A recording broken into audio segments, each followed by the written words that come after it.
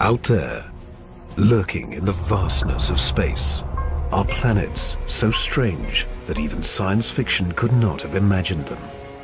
For the first time ever, scientists are discovering alien worlds beyond our solar system, places where ice is hot and rain is made of iron.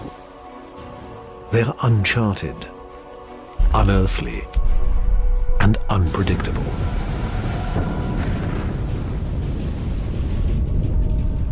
And somewhere, hidden among these strange new worlds, scientists seek the greatest discoveries of all.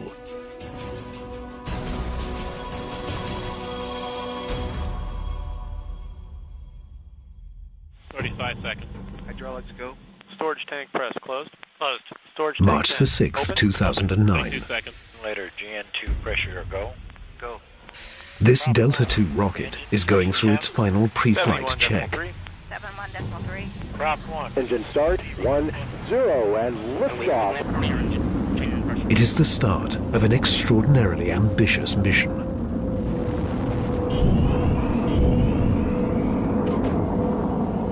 The Kepler Space Observatory is hunting for Earth-like planets within a region of 100,000 stars.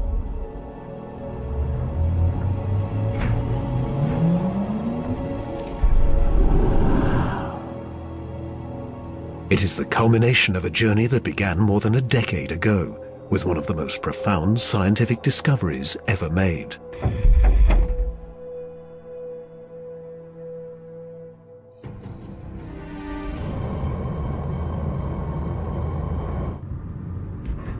In 1995, Swiss astronomer Michel Mayor and his team make a routine observation of stars in the constellation Pegasus, located 50 light-years away. But the instruments show something strange. One star is violently lurching and wobbling. What we discovered, it's one of these stars have a velocity changing with time. What is powerful enough to disturb a star the size of our sun? Mayor offers a radical answer: a planet. But no one has ever seen a planet around another sun-like star.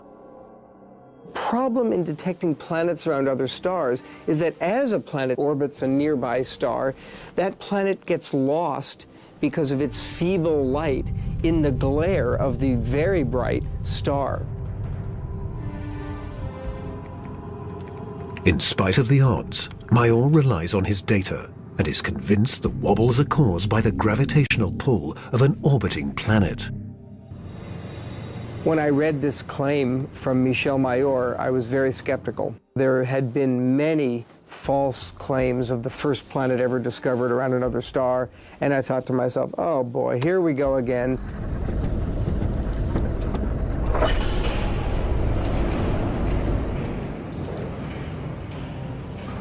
So I decided to observe the star on 4 consecutive nights. And stunningly, the star was shown to wobble exactly as Michel Mayor had said. Michel Mayor and his teammate Didier Queloz announced their discovery. It rocks the scientific community. They had found for the first time reproducible, confirmable evidence of the existence of a planet around a sun-like star.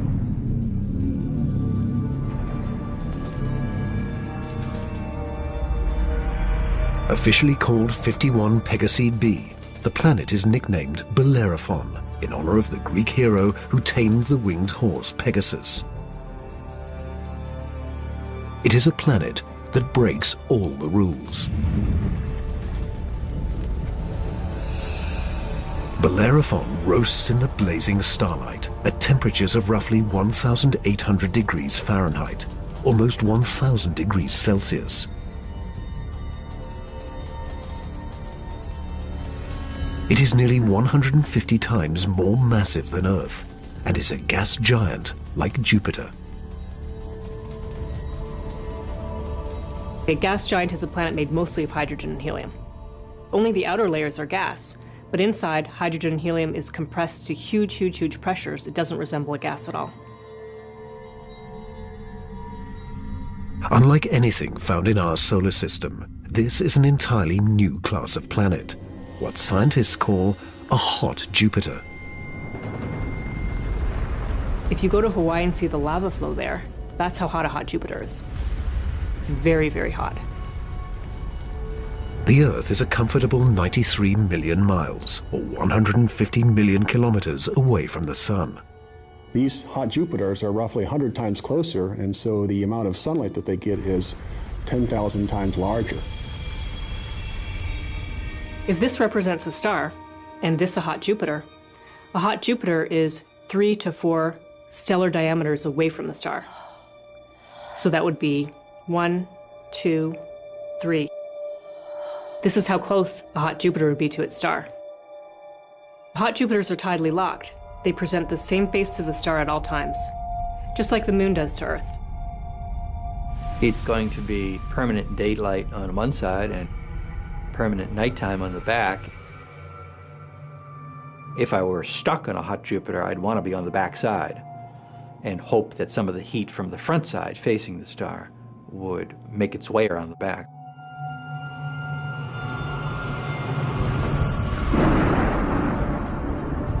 The variations in temperature make Bellerophon's atmosphere extremely windy. As the air is cooked by the star, it rises. Cooler air rushes downward to replace it, just as it does on Earth. The wind howls at thousands of kilometers per hour, far beyond anything we could ever withstand. The heat blast guarantees water vapor cannot exist, but that doesn't mean there is no rain.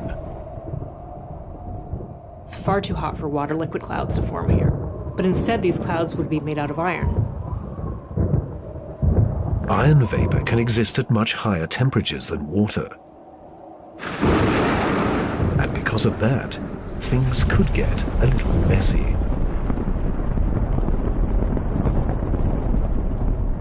You better have an umbrella that's pretty sturdy, because the iron is going to start coating your umbrella very rapidly and making it extremely heavy and just crush that umbrella.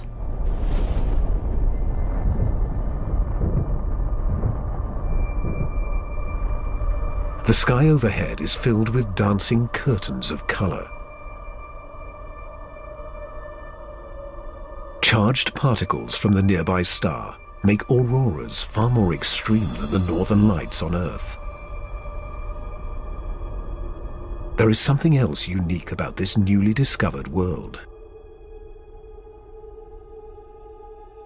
Bellerophon orbits its sun in a blistering 4.2 days.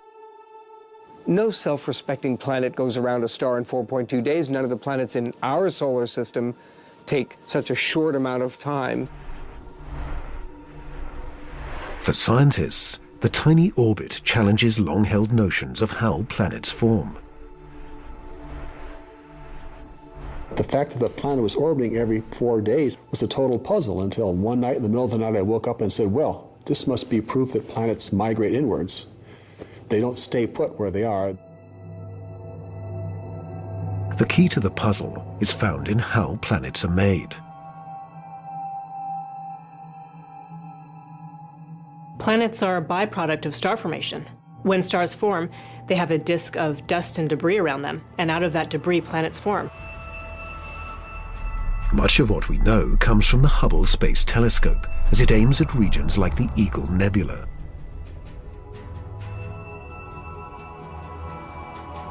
This interstellar cloud is studded with collapsing disks of dust and gas.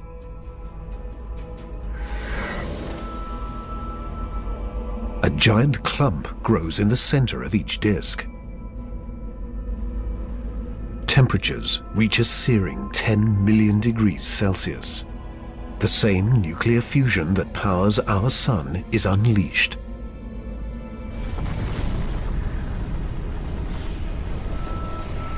The star is born. Radiation from the star generates a stellar wind that sweeps away leftover dust and debris. Some of the dust survives and remains in orbit around the newborn star. Over millions of years, the dust sticks together, forming knots that grow into asteroids, and the asteroids grow into planets.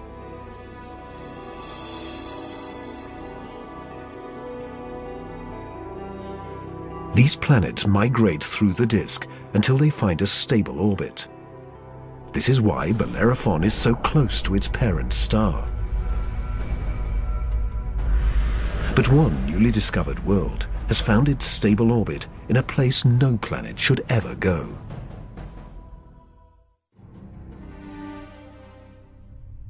In 2001. The Hubble Space Telescope is directed to an obscure star some 150 light-years away from Earth, in the constellation of Pegasus. This is the same region where Bellerophon was found 6 years earlier.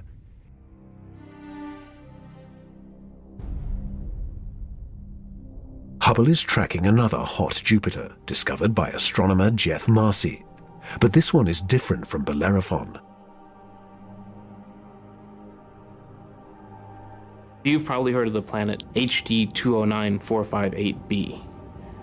It's a terrible name. A terrible name for a terrible place. HD 209458b has been dubbed by some as Osiris, after the Egyptian god of the dead. Osiris is over 200 times more massive than Earth. It has migrated perilously close to its sun.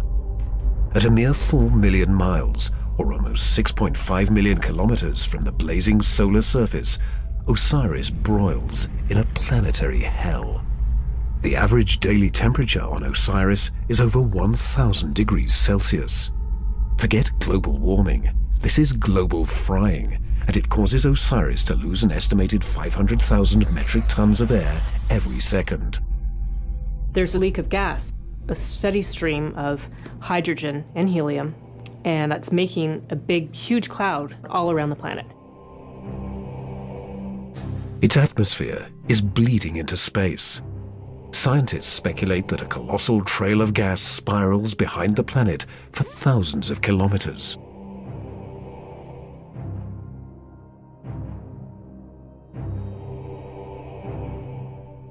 Osiris presents an unprecedented opportunity for astronomers. Using Hubble, they analyze the alien planet's bloated atmosphere. This is the absolutely first time where we could tell what is the composition of the atmosphere of an extrasolar planet.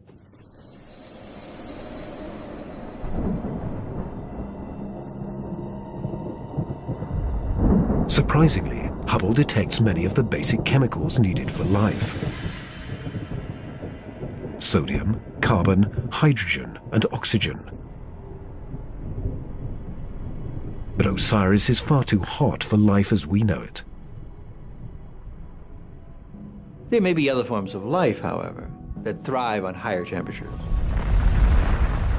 But there's no solid surface as we know it on a hot Jupiter. So this life would have to be just tiny little microbes floating around on aerosols. And on our own Earth, we have life that floats around in our atmosphere. But that life didn't start there. So life almost certainly would not exist on hot Jupiters.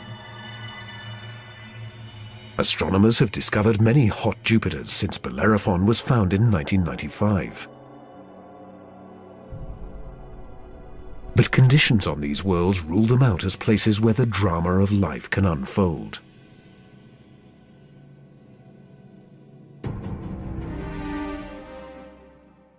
However, one of these gas giants is a planet that teases the rules of evolution.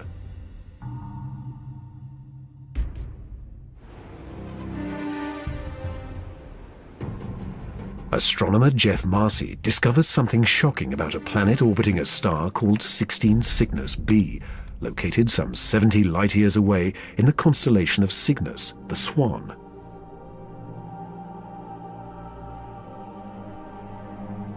The planet was clearly in an elongated orbit, bringing the planet close to and then far from the host star.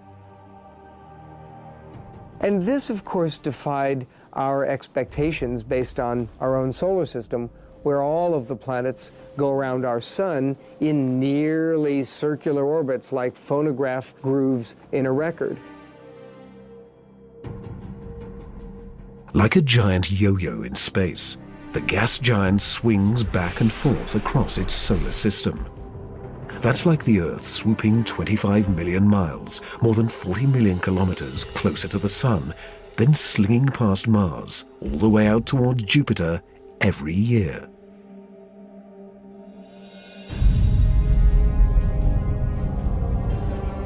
And like all of the gas giants in our solar system, this yo-yo planet probably has an entourage of moons.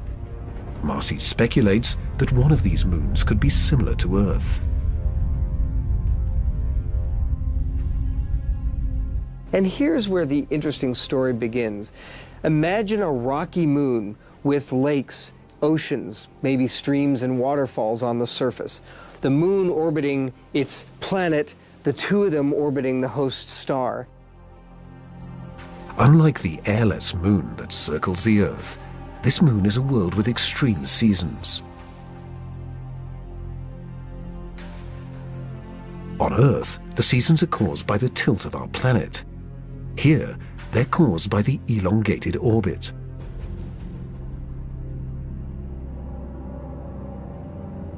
These poor planets that are in these elongated elliptical orbits suffer terrible changes in their climate throughout a year. As they make their closest approach, the yo-yo planet and its moon are blowtorched by the star. Summer begins. The atmosphere on the Earth-like moon is savaged by raging storms. Category 5 hurricanes on Earth are tiny eddies compared to the monster vortexes that form here.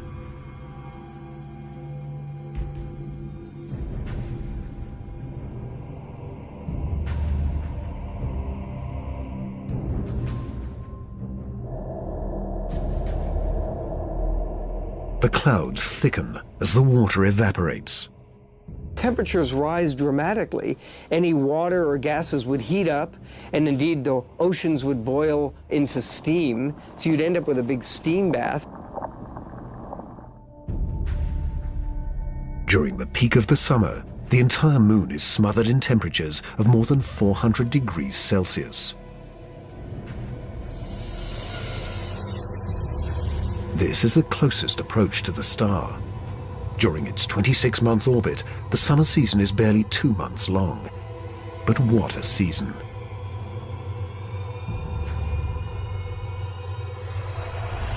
The planet and its moon swing away from the furnace of the star.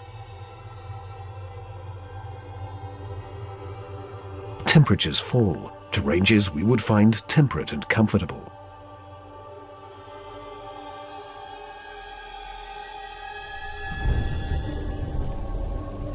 With the coming of autumn, the rains return to the parched and roasted moon. Dry ocean basins are replenished, and the seas arise to form new shorelines.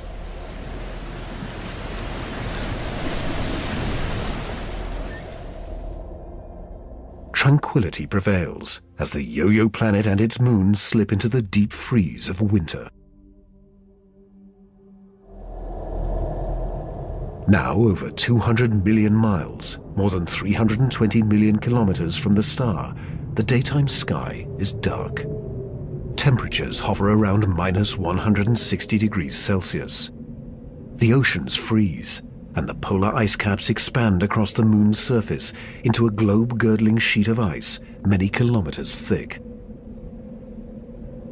Winters are long, lasting 17 months.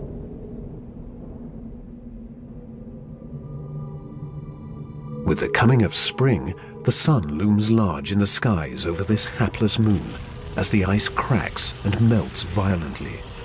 Huge icebergs carve into a stormy and fast-rising ocean.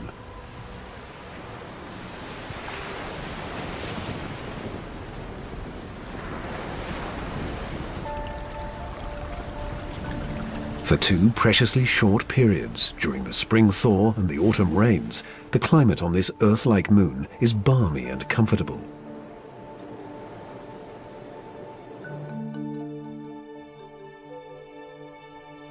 At a distance of 93 million miles, or 150 million kilometers from the star, roughly the same distance as Earth from the Sun, the elliptical orbit of this planet and its moon crosses an area around the star some scientists call the Goldilocks zone. The conditions here are just right for life. If you're too close to the star, then it's too hot. If you're too far away, then it's going to be too cold and everything's going to be icy. But then if you're right in the middle, it's just right. Every star has a Goldilocks zone. Where that zone is depends on the size and temperature of the star. In our solar system, Venus marks the inner boundary and Mars the outer boundary. Earth and its abundance of life is right in the middle. The Yo-Yo planet passes through the Goldilocks zone twice a year, for 3.5 months during the spring as it races inbound, and again in the autumn for 3.5 months as it hurtles back into the colder reaches of space. Could life survive the conditions outside the Goldilocks zone?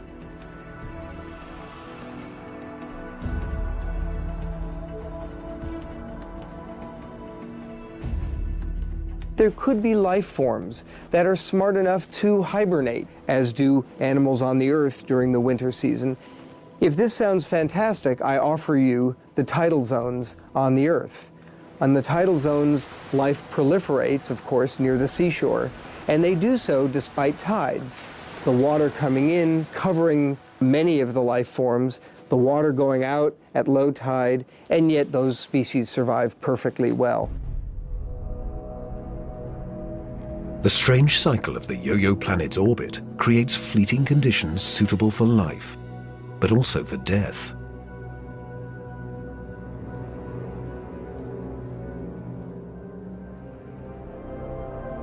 Some alien planets are even more bizarre. Imagine a world that has no star to orbit. Scientists speculate that our galaxy is teeming with rogue planets, adrift in the murky lanes of interstellar space. These are orphaned worlds, planets that are booted from their solar systems by the chaos of planetary migration. Astronomers call such worlds planemos. Planemos are planets without a star. They're just drifting through the galaxy indefinitely. What massive force would it take to kick a planet out of the solar system? When a young star forms with a contingent of planets around it, many of those planets gravitationally interact with each other. They yank on each other, slingshot each other, so that one of them is ejected from the planetary system, voted off the island, if you will. If you were, unfortunately, a resident on a planet that was kicked out by a collision or a near collision with another large object, you'd probably rapidly move out of the habitable zone.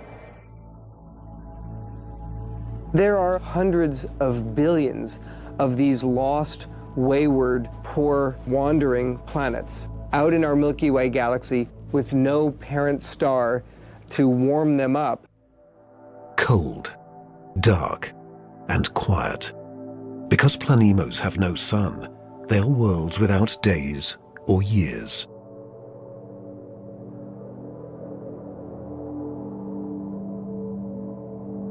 They keep vigil through an eternal night. Planemos are solitary wanderers, sentinels of the galaxy.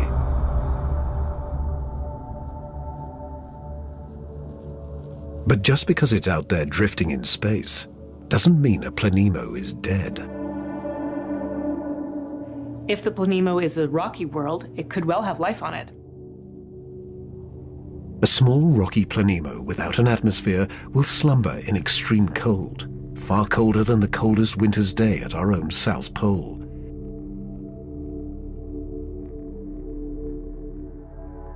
But a planemo large enough to retain an atmosphere traps the heat generated when the planet was first formed.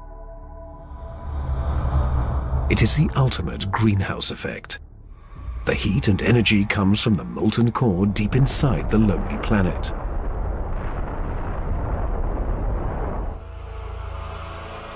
If the Planemo is a gas giant like Jupiter, it may have a system of moons.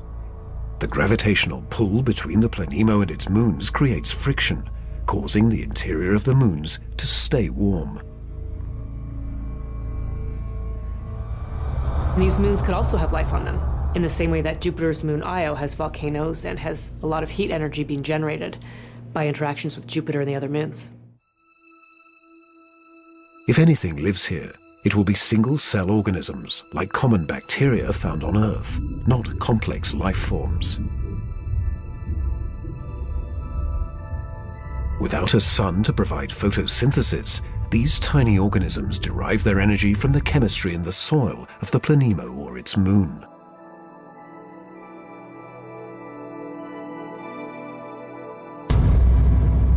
Similar conditions do exist on Earth. Colonies of bacteria are found deep within mine shafts in South Africa.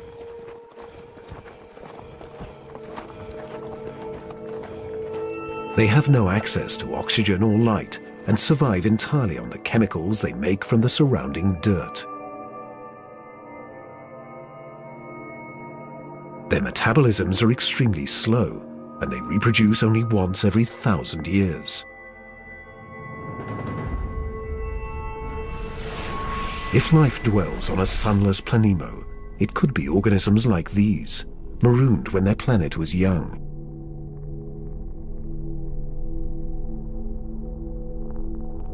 While Planemos slumber undisturbed, one world has been racked by chaotic changes since the dawn of time.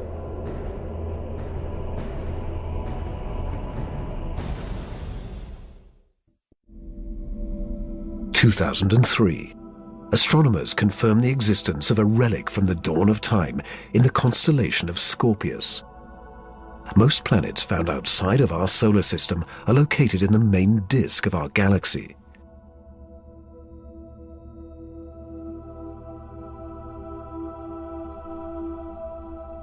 But this world is perched high above the plane of the Milky Way in a cluster of nearly 10,000 primordial stars.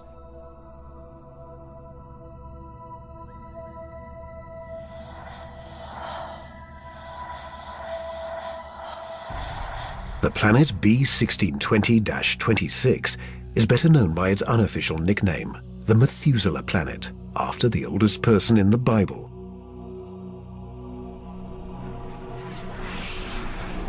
The reason this has been known as the Methuselah planet is because that cluster is about 12 billion years old or so. Earth is a planetary teenager compared to old Methuselah.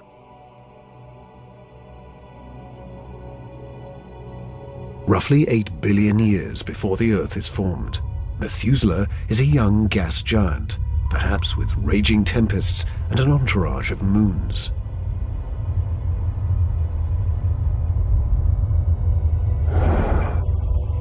Eons pass, and the winds and the storms abate, leaving behind a peaceful world.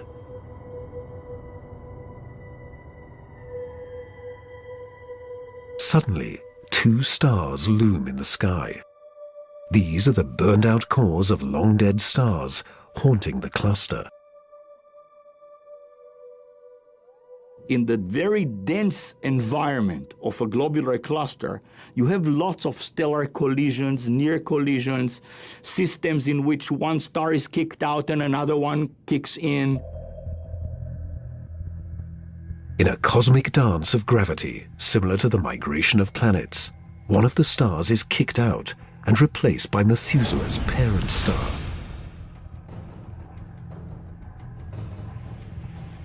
Methuselah is now a planet with 2 suns.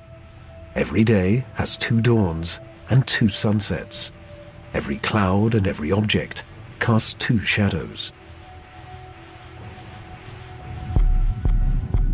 Over time, the original parent star begins to expand, a sign that the star is dying. It swells until it becomes a giant red star and spills onto the neutron star. The neutron star devours the red giant.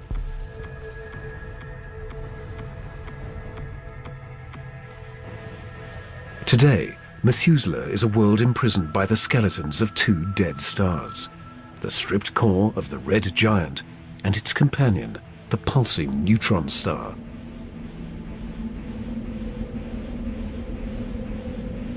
Methuselah is a survivor. But nothing compares to the weird anomaly of a pulsar some 980 light-years from Earth in the constellation of Virgo.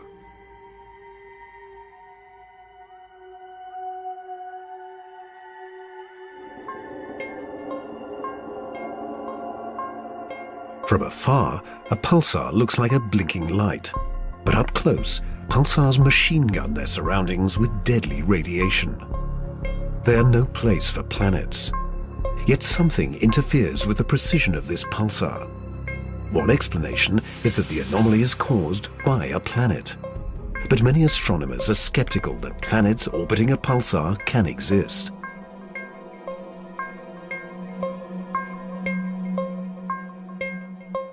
The reason that's a problem is because pulsars are formed in these incredible explosions. When a red giant star explodes, a titanic fireball known as a supernova unleashes as much energy in 1 minute as our sun generates in a lifetime. When a star goes supernova, the shockwave is so immense it's hard to imagine any planet surviving that. When the cosmic dust clears, all that remains is the crushed core of the red giant, pulsing in the heart of an expanding debris field.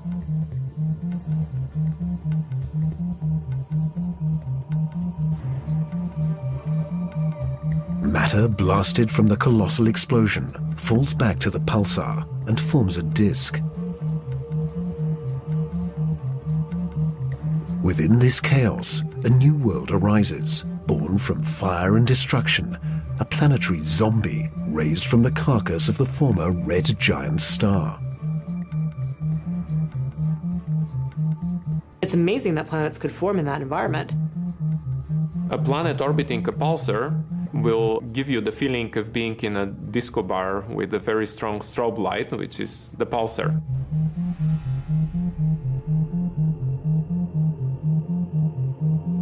Radiation from this stellar beast breaks down the organic molecules needed for life. The pulsar has these very strong magnetic fields that are being spun around as the star is rotating quickly, and it's picking up any material, electrons, protons, and speeding them up and slinging them out at high speed. So it's like a solar wind with a vengeance. I can't imagine that there would be much of an opportunity for even simple life, microbial life, to emerge and to flourish on a planet around a pulsar. Largely because if you were in the pulse, you'd be severely energized, and if you were not in the pulse, you would be completely devoid of energy. The discovery of pulsar planets shows how new worlds can form in the wake of a star's destruction. No matter where a planet arises, the process of its birth is fraught with danger.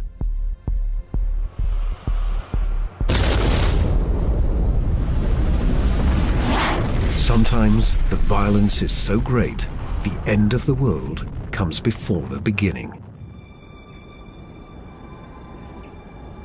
2007, astronomers using the giant Gemini North Telescope make a strange discovery in the Pleiades cluster, some 400 light-years from Earth. A star known only by its catalog number HD 23514 is surrounded by a giant donut-shaped cloud of dust and gas. The star in the middle of the donut shape is about 100 million years old, a cosmic toddler in astronomical terms. Our sun is 45 times older. The conditions are perfect for planets to form. But spectral analysis finds something strange. The dust is utterly pulverized.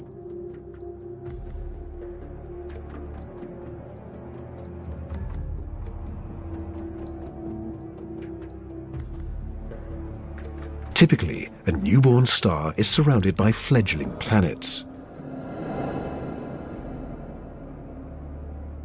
Planets form around the young star in a protoplanetary disk of gas and dust. And then these planets go on their merry way orbiting the star, not realizing that they're in an orbit that's too close to another planet. Billions of years ago, two primordial planets orbiting HD 23514 are spinning towards doom. As the two worlds close in, tidal forces torque each planet from spherical to egg-shaped.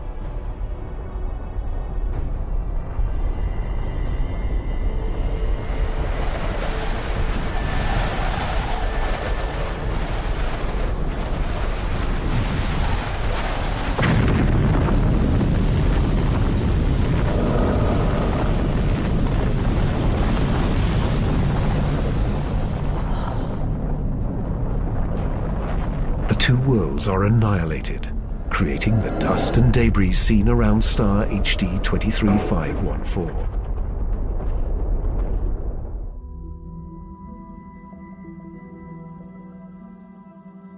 There is a new planet out there, a planet we were not aware of existing before. It is not just one planet, it is a new type of planet, Earth on steroids. I like to call them super-Earths. They're just like the Earth, except bigger, up to about 10 times the mass of the Earth. One family that the super-Earths resemble just like our own Earth, continents, oceans. Some of them may be very dry, like Mars. And then another family that we call water worlds or ocean planets that are completely covered with water. Welcome to Gliese 581c.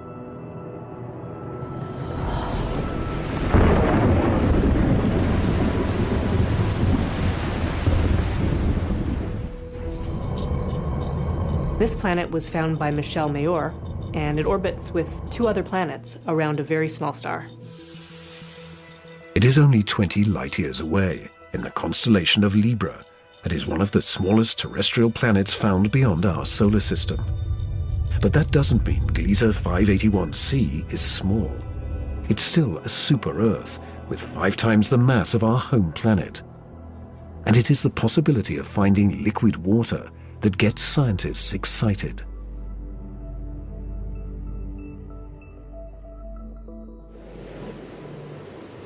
An ocean planet feels like being in the middle of the Pacific Ocean, with no land in sight, just water, puffy white clouds, and blue sky above you. The winds on the ocean world are going to be similar to that of the Earth. So it will be a very good place to sail. The weather's absolutely perfect. Every day you get a clear blue sky, and the sun just stays in the same place. Now, how's that for weather prediction?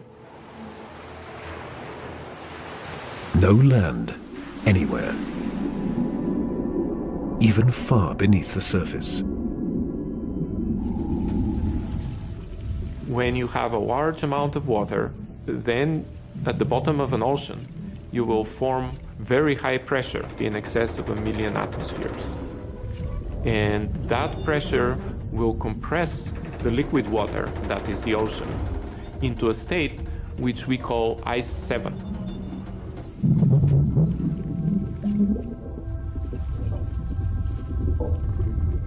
No, it's not like ice in your refrigerator. The molecules of water that are in the ice in your refrigerator are kind of all jumbled up. But if you form ice under very high pressure, then the water molecules can become ordered, they can become aligned.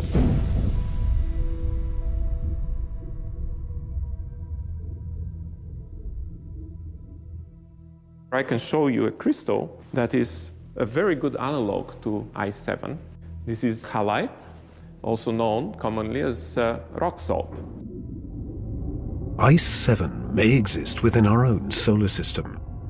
Europa, one of Jupiter's moons, may have a mantle of liquid water surrounded by a thick, icy crust.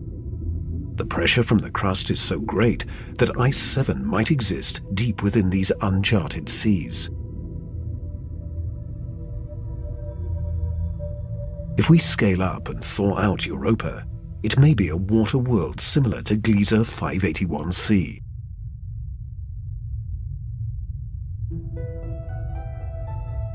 One could imagine that life could emerge on a water world. After all, water is essential to life on Earth. Everywhere on Earth where there is water, there is life. You cannot find a sterile drop of water on Earth unless you put it in the microwave yourself. On this water world, there could be bacteria or any kind of life in the ocean itself.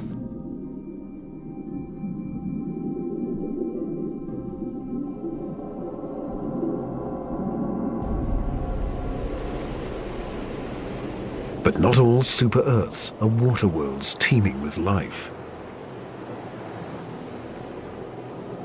When we talk about super-Earths, we talked about two major families of mostly rocky with some water and mostly water with an endless ocean. But one has to add to those a third family of probably very rare super-Earths and Earth-like planets, which are called carbon planets.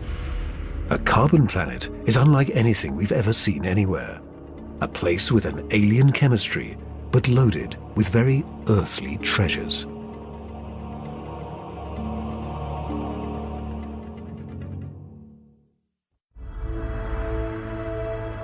Throughout our galaxy, there are planets which are barren and poor and inhospitable. But science is on the trail of a new type of planet, an entire world of treasure. In our own solar system, in our sun and in all the stars nearby, there's always more oxygen than carbon. But if we think of a place in the universe where there's more carbon than oxygen, then planet formation is very different. Spectral analysis shows carbon to be far more plentiful 26,000 light-years away, near the center of our galaxy. Planets that form here may contain a rich abundance of carbon.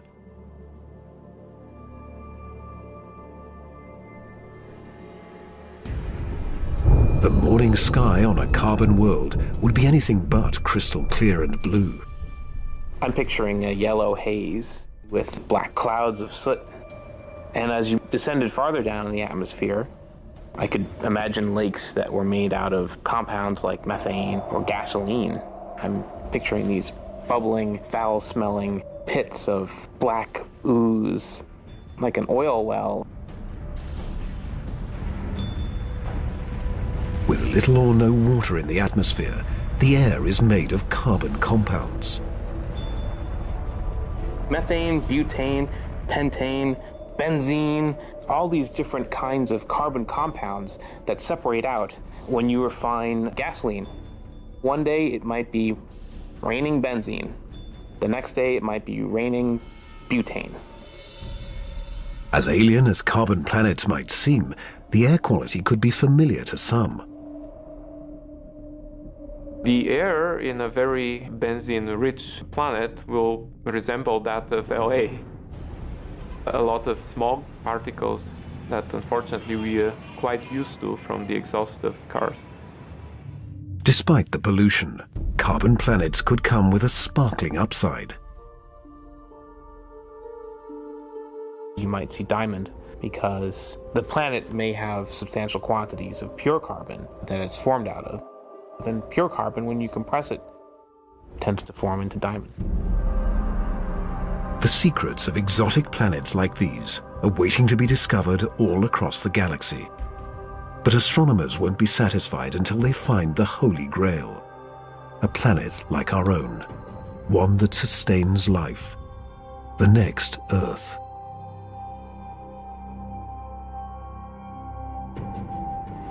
People always ask me, do I think we're going to find another planet like Earth?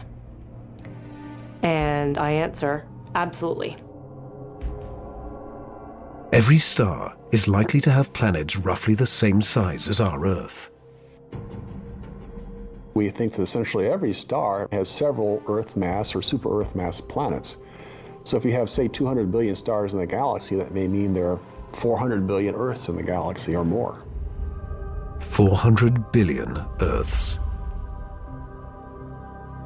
The Kepler Space Observatory is the first instrument capable of finding one of these planets. Kepler is looking at the constellation Cygnus in the night sky at 100,000 stars, taking picture after picture after picture, minute after minute. And the goal of Kepler is simple: to look for stars among the 100,000 that dim. When a star dims slightly, it means a planet is passing in front, blocking some of the light.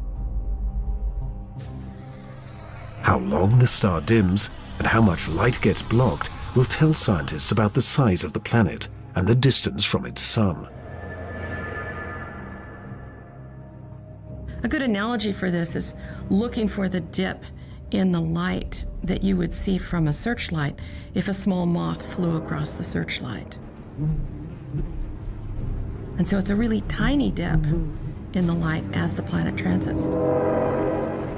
It is a very powerful technique because it allows you to discover planets that are even smaller than the size of the Earth around stars similar to the Sun. It is a technique that is changing the course of science. We think we may be able to find a planet that is habitable in the next few years. Scientists estimate that the Kepler mission will find a minimum of 50 alien Earths. One of the big questions that anybody looking for life beyond the Earth is facing today is, what if we don't recognize life even though we discover it? Conditions on an alien Earth may cause life to evolve differently. My hope is that we'll see some sign that will make our hairs stand up on the back of our necks. Whatever that sign is, it will be the first chapter of the greatest scientific story ever told.